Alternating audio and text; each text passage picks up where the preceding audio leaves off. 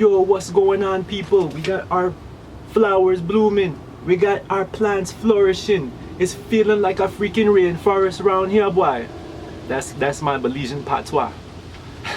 Anyways, guys, in today's video, I want to share with you all some observations that I've taken from life and design and some of the people and brands that I've studied.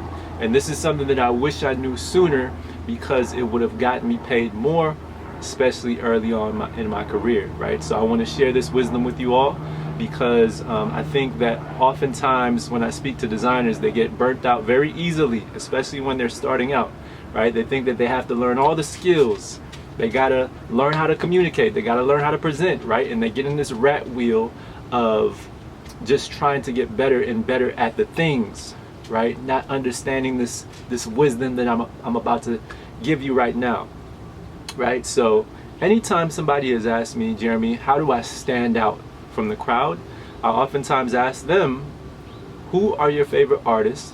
What are your favorite brands? And why do you gravitate towards them, right? And the reason I ask that is because the blueprints are already in front of us, right? I got caught up on that rat wheel at one time, and I saw how my skills year by year became a commodity, right? And we don't want to commoditize our skill sets. We want people to value our thoughtfulness. We want people to value our spirits, right? Because when we align with brands and people and businesses who can align with our values, it feels much better. It feels much better, right? Think about Apple. You know, why do people buy Apple products instead of Dell? Why do people buy Apple products instead of Android, right? Why is it that Nike is one of the biggest brands in the world, right? They democratized athleticism with the Just Do It campaign, having Michael Jordan, right, striving for greatness. When you think about Beyonce, she's about female empowerment. When you think about Nipsey Hussle, he's about ownership, right? There are tons of rappers who can rap very great. There aren't many who have an ethos and a philosophy, right? There was a quote that I heard the other day where a guy said, if you want to get paid, learn a skill set. If you want to make a fortune, embody a philosophy, right? When I heard that, I was like, oh, that is something that I got to share with my peoples, right? So think about that. If you don't have a philosophy, you become a commodity. You become just like a burger on SpongeBob's little wheelhouse, right? We don't want to become that, right? So I challenge you to understand what your philosophies are. What are your ideologies, right? Because that is a huge part of your value. A lot of times we think about value as a skill set, right? But there is social value. There is value in your thought. There's value in your spirit and the way that you see the world, right? So I want people to value my thoughtfulness. I want people to value my spirit when it comes to design and wanting to empower people. I want people to value that I look at design from a lens of being rooted in who I am, based on the beautiful cultures that I am from, right? Those are the values that I want businesses and people to pay attention to when I want to work with them, right? Because it feels much better when businesses align with your values. Without those values, you're a commodity. You get paid less, right? When you have the same skill sets as everybody else.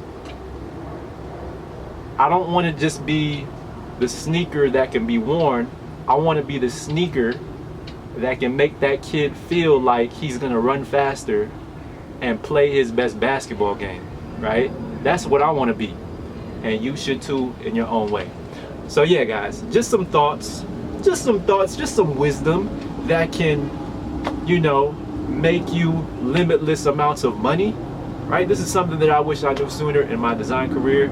I think all creatives should understand that. You know, there's a CEO, I think he was one of the CEOs of Patagonia. Well, he was the CEO of Patagonia, and you could look up his story, but there was a reason that he never took the company public.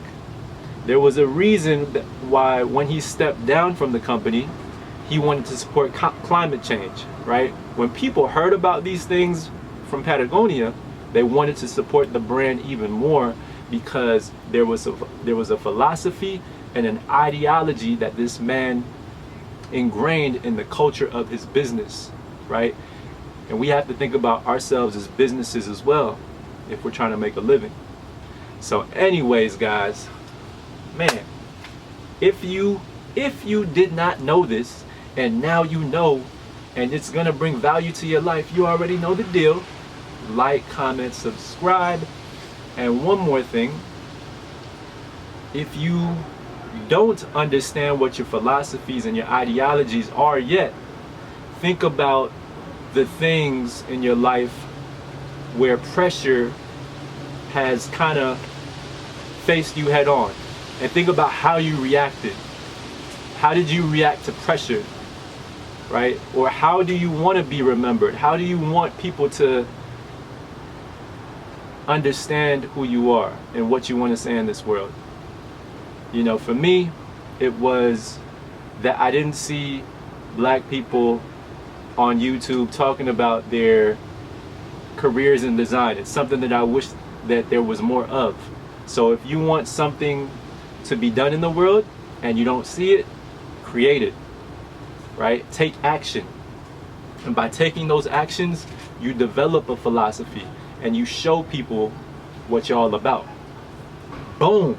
I think that when you write things down, write it in the comment section below what your philosophies and your ideologies are, right? When you write things down, it becomes ingrained in our minds, in our subconscious, and we start to, you know, develop those habits and those disciplines that work towards those philosophies and those ideologies, if we haven't developed them yet, right? Write it down in the comments below. I want to know what y'all are about too. Anyways, guys, I'll see you guys in the next video. Peace.